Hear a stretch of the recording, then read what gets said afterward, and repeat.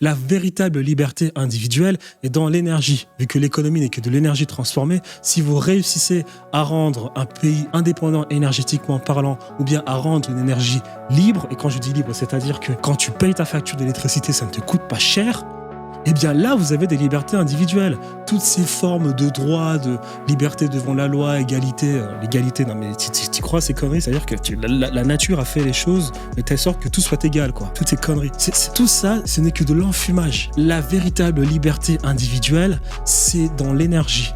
Si vous réussissez à installer une énergie libre, gratuite et un peu chère dans un pays, à ce moment-là, les gens sont libres. Si les causes de l'inflation sont multiples, commençons par le commencement. Pour se développer, il faut de l'énergie. Et s'il y a encore 100 ans, le monde tournait grâce au charbon, aujourd'hui, vous avez sans doute remarqué que nos usines, comme nos voitures, fonctionnent grâce à deux choses, l'électricité et le pétrole. Le problème, selon plusieurs experts, c'est que la France a perdu sa souveraineté en la matière. Petite explication. Dès les années 1960, De Gaulle porte la volonté de faire de notre pays le pionnier du nucléaire. Cette indépendance, cela est dans le domaine atomique. Seulement, on ne peut pas en dire autant de certains de ses successeurs. Le gouvernement a signé la première étape d'un démantèlement. Avec tout le respect qu'on doit à cette personne, les problèmes n'ont pas commencé à l'époque de Gaulle. Hein. Les problèmes ont commencé depuis la Révolution française.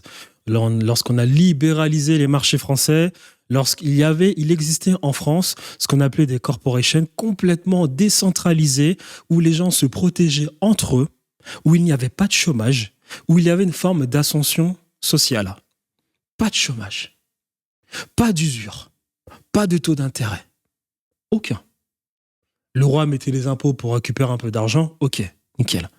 Mais il n'y avait pas de chômage. Tout le monde avait du travail. Tout le monde. Et en plus de cela, on protégeait les moyens de subsistance. Le pain. De telle sorte que tout le monde ait de quoi manger. C'est là qu'ont commencé les choses. Ce fanatisme anglais. On a libéralisé ces marchés. Hop, non, écoutez, la réglementation freine l'innovation, vous inquiétez pas, on va déverrouiller les marchés, ensuite on va installer l'offre et la demande. Lorsqu'on va installer l'offre et la demande, vous inquiétez pas, Adam Smith a déjà pensé la chose, c'est-à-dire que parce que tout le monde a son propre intérêt, eh bien il va y avoir une sorte d'équilibre où tout le monde va s'entendre. Incroyable. Incroyable. Et tout le monde sera de bonne foi parce que les hommes sont égaux devant la loi. Donc lorsque le patron et l'ouvrier vont signer leur contrat, eh bien le contrat est légitime. Incroyable. Et c'est comme ça qu'on a libéralisé tous les marchés. Malheureusement, ces libéraux n'avaient peut-être pas compris, ou bien ils le savaient pertinemment, parce que le combat de l'humanité, ça a toujours été de mettre de côté les marchands, parce que ces gens ne pensaient qu'au profit. Voilà. Donc on a menti au peuple et on a menti au roi en leur disant que ne vous inquiétez pas, le marché sera... on va pas dire juste, mais que tout le monde trouvera son propre intérêt. Il n'a pas expliqué au roi, ils n'ont pas expliqué au roi ou bien aux gens qu'il y avait des gens qui allaient créer des monopoles. Hein. Et ça, c'est le monde entier, voyez-vous, parce que même en France, même aux États-Unis, on a créé des lois antitrust, les Sherman Act, pour freiner des mecs comme Rockefeller, tu vois. Mais ça, c'est partout. Et c'est là, déjà, il y a un problème à ce niveau-là. Cette libéralisation des marchés qui a créé des monopoles qui ont fait l'offre et la demande, et qui ont fait flamber les prix. Flamber les prix. En plus, avec une qualité moindre, parce qu'on est à la recherche du profit. Tellement promis depuis 10 ans au nom de la transition énergétique. Or, les chiffres sont là. Si nous sommes tous attachés à l'écologie et au développement durable, et que l'on soit pour ou contre le nucléaire, il faut bien avouer que sans lui, le parc électrique français ferait pâle figure. 70% de notre électricité sort de nos centrales. Un record en Europe. Alors, quand le nucléaire est fragilisé, c'est tout le pays qui en pâtit. Un contexte qui a poussé le gouvernement à récemment faire machine arrière. Et là, on pourrait parler, en parenthèse, des libertés individuelles, puisque tout le monde aime bien parler de liberté individuelle. Hein, tous ces libéraux aiment bien nous dire qu'il faut libéraliser les marchés pour être libre individuellement parlant. Le problème qu'on a derrière, c'est que la France était énergétiquement indépendante, et ça, c'est un cauchemar.